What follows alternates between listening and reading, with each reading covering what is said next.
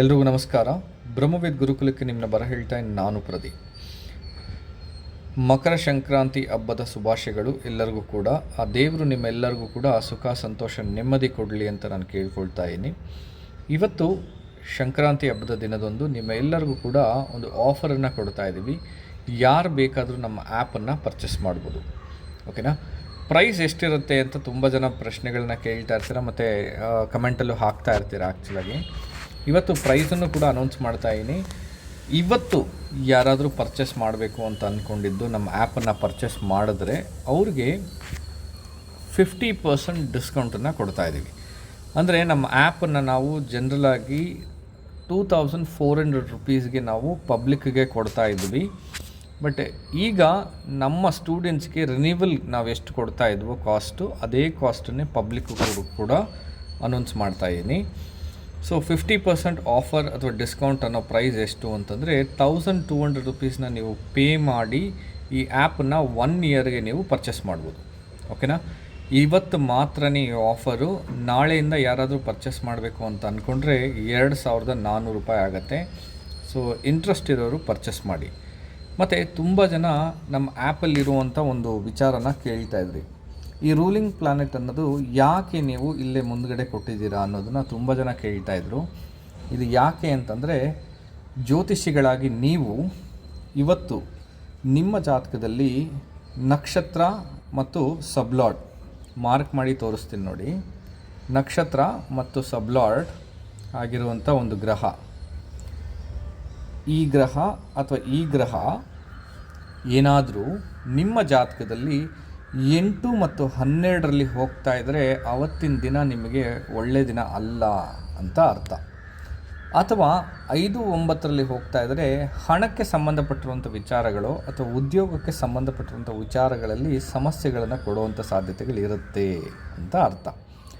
ಇದನ್ನು ನಾವು ಹೇಗೆ ಕ್ಲಾರಿಫೈ ಮಾಡ್ತಿದ್ದೀನಿ ಅಂತಂದರೆ, ನೀವು 1, 3, 7, 11 ಅನ್ನೋ ಒಂದು ಕಾಂಬಿನೇಷನ್ನ ಇಟ್ಕೊಳ್ಳಿ.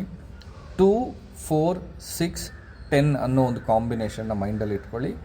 5, 9 ಅನ್ನೋದು ಒಂದು ಕಾಂಬಿನೇಷನು. 8, 12 ಅನ್ನೋದು ಒಂದು ಕಾಂಬಿನೇಷನ್. ಇದೊಂದು ಜನರಲ್ ಥಿಯರಿ, ಒಂದು ರೂಲ್ ಇದು. ಈಗ ನಿಮ್ಮ ಜಾತಕದಲ್ಲಿ ಈ ಗುರು ಮತ್ತು ಇಲ್ಲಿ ಯಾವುದೋ ಒಂದು ಗ್ರಹ ಸಬ್ಲಾರ್ಡ್ ಆಗಿದೆ ಅಂತ ತಗೊಳ್ಳೋಣ ಉದಾಹರಣೆಗೆ, ರೈಟ್? ಸೊ ಇವಾಗ ಚೇಂಜ್ ಮಾಡ್ತಾಯಿದ್ದೀನಿ. ಇವಾಗ ಟೈಮನ್ನು ಸ್ವಲ್ಪ ಹಿಂದೆ ಹಾಕ್ತಾಯಿದ್ದೀನಿ ನಾನು ಆ್ಯಕ್ಚುಲಾಗಿ. ಸೊ ಟೈಮನ್ನು ಹಿಂದೆ ಹಾಕಿದ ತಕ್ಷಣ ನೋಡಿ, ಈಗ ಚಂದ್ರ ಶನಿನ ನಕ್ಷತ್ರ, ಶನಿನ ರಾಶಿ, ರಾಹುವಿನ ನಕ್ಷತ್ರ, ಸೂರ್ಯನ ಸಬ್ಬಲ್ಲಿ ಕನೆಕ್ಟಿವಿಟಿ ಇದೆ. ಈಗ ಜಸ್ಟ್ ನಾವು ಅಂತ ಕೊಟ್ಟಿದ ತಕ್ಷಣ ಗುರು ಬಂತು ಆ್ಯಕ್ಚುಲಾಗಿ. ಈಗ ಮತ್ತೆ ನಾನು ಅದಕ್ಕೆ ತೊಗೊಂಬರ್ತೀನಿ ಆ್ಯಕ್ಚುಲಾಗಿ. ಈಗ ನೋಡಿ, ಇಲ್ಲಿದೆ ಈ ಪೊಸಿಷನ್. ಈಗ ರಾಹುವಿನ ನಕ್ಷತ್ರ ಮತ್ತು ಸೂರ್ಯನ ಸಬ್ಬಲ್ಲಿ ಹೋಗ್ತಾ ಇರೋದ್ರಿಂದ ನಿಮ್ಮ ಜಾತಕದಲ್ಲಿ ಏನಾದರೂ ರಾಹು ಗ್ರಹ 8, 12ಕ್ಕೆ ಕನೆಕ್ಟಿವಿಟಿ ಇತ್ತು ಅಂತಂದರೆ ಆ ರಾಹುವಿನ ನಕ್ಷತ್ರ ಬಿಟ್ಟು ಮುಂದೆ ಹೋಗೋವರೆಗೂ ಕೂಡ ನಿಮಗೆ ಅದು ಸಮಸ್ಯೆಗಳನ್ನು ಕೊಡ್ತಾ ಇರುತ್ತೆ ಅಂತ ಅರ್ಥ. ಇವತ್ತಿನ ದಿನ ತುಂಬ ಜನ ಅಂದ್ಕೊಳ್ತೀರ, ಏನಪ್ಪ ಇದು ಟೈಮ್ ಚೆನ್ನಾಗಿದೆ ಅಂತ ಅಂದ್ಕೊಳ್ತೀನಿ, ಬಟ್ ಆದರೆ ಏನೋ ಒಂದು ಸಮಸ್ಯೆ ಮೇಲೆ ಸಮಸ್ಯೆ ಬರ್ತಾನೆ ಇದೆ ಇವತ್ತು ಅಂತ ಅಂದ್ಕೊಳ್ತಾರಲ್ಲ. ಅದಕ್ಕೆ ಕಾರಣ ನಿಮ್ಮ ಜಾತಕದಲ್ಲಿ ಏನಾದರೂ ರಾಹು ಗ್ರಹ 8, 12ಕ್ಕೆ ಕನೆಕ್ಟಿವಿಟಿಯಲ್ಲಿದ್ದರೆ ಅದು ಸಮಸ್ಯೆಗಳನ್ನು ಕೊಡ್ತಾ ಇರುತ್ತೆ.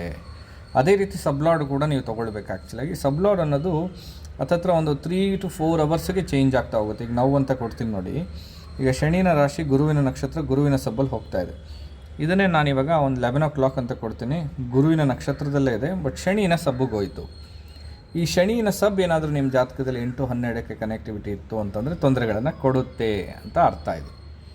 ಸೊ ಈ ರೀತಿ ನಿಮ್ಮ ಜಾತಕದಲ್ಲಿ ಈಗ ನಿಮಗೆ ಹೇಗಿದೆ, ಚೆನ್ನಾಗಿದೆಯಾ, ಚೆನ್ನಾಗಿಲ್ವಾ, ಇದು ಹೇಗಿರುತ್ತೆ, ಯಾವ ರೀತಿಯಾಗಿರೋಂಥ ಫಲಗಳನ್ನು ಕೊಡುತ್ತೆ ಅನ್ನೋದನ್ನು ತಿಳ್ಕೊಳ್ಳೋದಕ್ಕೋಸ್ಕರ, ನಿಮ್ಮ ಉಪಯೋಗಕ್ಕೋಸ್ಕರ ನಾವಿದನ್ನು ಕೊಟ್ಟಿರೋವಂಥದ್ದು.